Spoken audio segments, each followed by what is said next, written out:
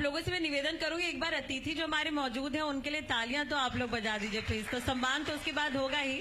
बहुत बहुत शुक्रिया सर, बहुत बहुत स्वागत है आपका एशियन न्यूज में। जी धन्यवाद धन्यवाद। सबसे पहले तो मैं आपसे यही जानना चाहूंगी, क्या मैं भावी मंत्री से बात कर रही हूँ? क्या लगता है आपको?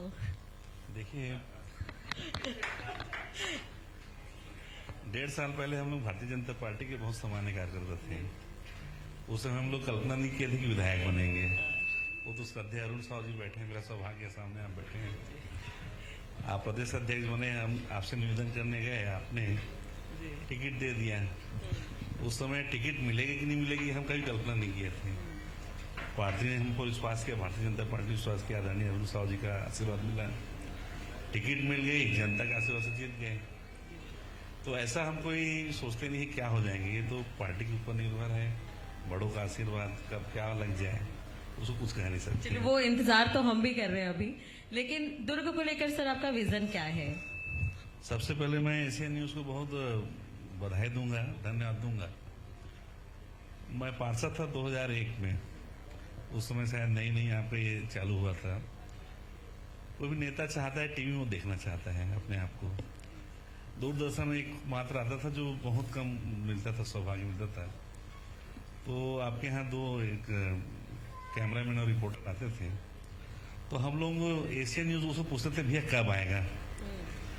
तो वो दिन आज याद आता है पार्षद के रूप में। बहुत अच्छी बात आपने बताई है। चलिए सब आपको धन्यवाद देता हूँ कि आपने अपने इस कार्यक्रम में बुलाया। दुर्ग में अभी माननीय अरुण साहू जी हमारे उप मुख्यमंत्री के साथ हम लोग बात करते करते आ रहे थे। दुर्ग के इतिहास में पहली बार ऐसा हुआ है कि एक साथ 250 करोड़ रुपया हमने एक साल में लाया।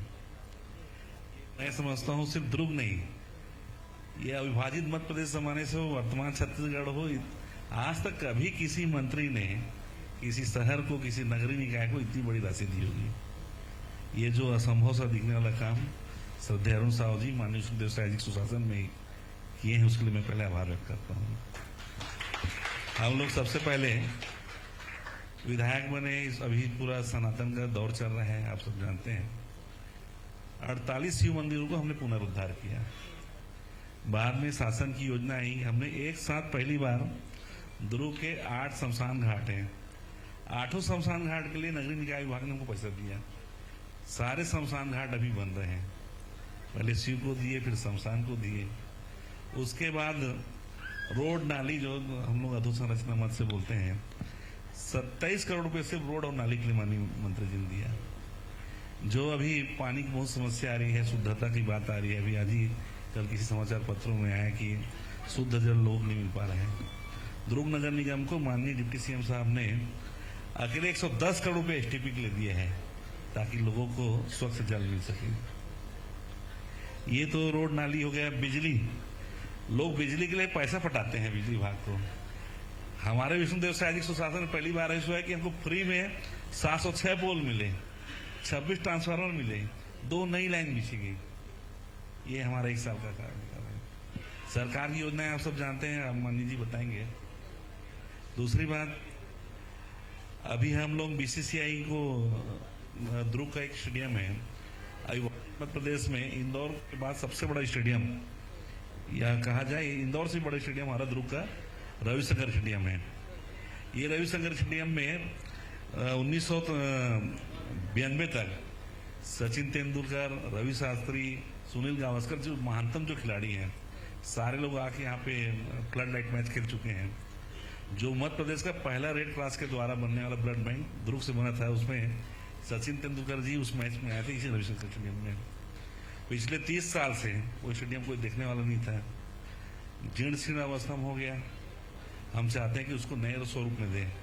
मेरा सौभाग्य है, हमारी सरकार के सहयोग से बीसीसीआई ने उसको छत्तीसगढ़ क्रिकेट कंट्रोल बोर्ड ने लेने तैयार हो गया, चिट्ठी आ गई, जिला कलेक्टर के साथ बैठक हो गई, जल्द एग्रीमेंट होने वाला है। और मुझे जानकारी है रणजी ट्रॉफी का जो मैच चलता है उसका हेड का क्वार्टर वो दुर्ग के रविशंकर स्टेडियम को लाना चाहते हैं। तो ये तो सौगात है, मतलब बहुत बड़ी बात होगी। छत्तीसगढ़ के लिए भी सौगात है फिर तो ये। हाँ, छत्तीसगढ़ के लिए स्वाभाविक है।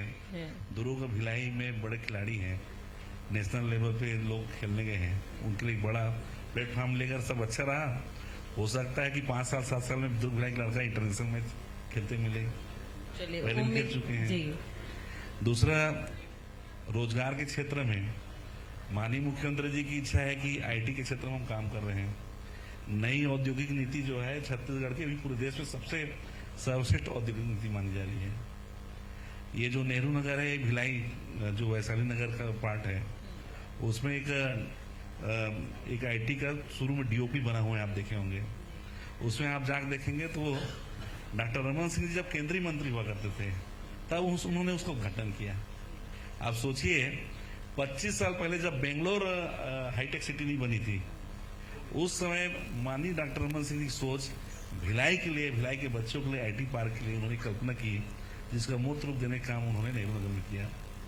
मैं चाहता हूं हमारे दुर्ग और भिलाई के लगभग 4 लाख से ज्यादा बच्चे बेंगलोर, पुणे और बड़े बड़े महानगरों में जो नौकरी करते हैं, हम चाहते हैं ये आईटी पार्क दुर्ग में खुल जाए। तो ये जो बच्चे हैं, आज सब बच्चे बाहर चले गए पढ़ने के लिए, नौकरी के लिए चले गए, यहाँ सिर्फ सीनियर सिटीजन बच गए हैं। मैं चाहता हूँ बच्चे बाहर न जाके अपने माँ बाप के पास अपने पैतृक घर में रहे। अगर आप विधायक गजेंद्र यादव के सामने अगर मैं चुनौती की बात करूं तो वो क्या है आज की डेट में? चुनौती कुछ नहीं है, अगर आप मेहनत से काम करेंगे। माननीय निशुंक साय जी का सुशासन है, श्रद्धेय अरुण साहु जी हमारे मंत्री हैं, नगरीय निकाय के मंत्री हैं, पेड़ोडी के मंत्री हैं। कोई चीज की कमी नहीं है छत्तीसगढ़ में, ना पैसे का अभाव है, ना संसाधन कमी है। अभी दुर्ग में 9 जो सड़क जो डबल लेन था उसको 4 लेन अभी बजट में स्वीकृत हुआ है, और लगभग 16 ऐसे सड़कें जो सिंगल लेन है वो डबल लेन होने की तैयारी में है। तो सड़क के लिए पैसा आ रहा है, पानी के लिए पैसा आ रहा है, बिजली के लिए पैसा आ रहा है, तो चुनौती वाली वो बात कहीं भी नहीं रहेगी। यानी कि सरकार दुर्ग की तरफ पूरा ध्यान दे रही है, आप ये कहना सिर्फ चाह दुर्ग नहीं, आप बस्तर चले जाइए। बस्तर में आप देखें कि माओवाद आज समाप्ति की ओर है, शून्यता की ओर है। वहां जो एक खेल होता है, बस्तर के आदिवासियों का जब खेल हुआ, वनवासी खेल हुआ, 1,62,000 लोगों ने तो उसमें सिर्फ ऑनलाइन आवेदन किया खेलने के लिए। इसे आप समझ सकते हैं कि बस्तर की फिजा कितनी बदल गई। आज पर्यटक के दृष्टिकोण से हम देखें तो भारत में सर्वाधिक पर्यटक जाने वाले क्षेत्रों में हमारा बस्तर का नाम आता है। ये हमारी माननीय विष्णुदेव साय जी सुशासन है। जसपुर अगर हम चले जाए, सरगुजा की बात चले जाए, जसपुर का महुआ आज पूरे देश में अपनी धूम मचा रहे हैं। इससे आप अंदाज लगा सकते हैं सरकार सिर्फ शहर में नहीं, दुर्ग, भिलाई, रायपुर नहीं, बस्तर से लेके अबूझमाड़ से लेके हमारे वनांचल जसपुर, अंबिकापुर तक विकास कर दुर्ग रही है। भिलाई तो कनेक्ट हो चुके हैं काफी, तो पहले के दुर्ग भिलाई में और अभी के में क्या अंतर आप देखते हैं? पहले और अब में यहाँ शिक्षा का बड़ा स्कोप है। पहले दुर्ग भिलाई पूर्णतः भिलाई स्टील प्लांट से जुड़ा हुआ था। पूरा हेल्थ के मामले में, एजुकेशन के मामले में बीएसपी के ऊपर डिपेंड था। लगातार ऐसा देखने को आ रहा है कि बीएसपी किन कारणों से मैं समझ नहीं पा रहा हूँ। जो सेक्टर 9 हमारा एक बड़ा माथे का बड़ा तिलक हुआ करता था, जहाँ नागपुर तक के लोग इलाज करने आते थे। बिल्कुल सर, मुझे लगता है कि जो आपके योगदान की जो लिस्ट इतनी लंबी है उसके लिए हमें बहुत समय लगेगा, और मुझे लगता है कि शायद अब हमारे बीच में जो मुख्य अतिथि मौजूद है हम उनको भी आमंत्रण करना चाहेंगे। मेरी दिल इच्छा थी पहले मानी जी से ही नहीं, लेकिन वही एक दो शब्द तो आपसे भी सुनते हैं, उसके बाद तो डिप्टी थोड़ी सिंह सी साहब उनके साथ भी बोलेंगे। चर्चा हो जाए। जी। चलिए, बहुत बहुत शुक्रिया सर, आने के लिए, धन्यवाद, समय देने के लिए और बात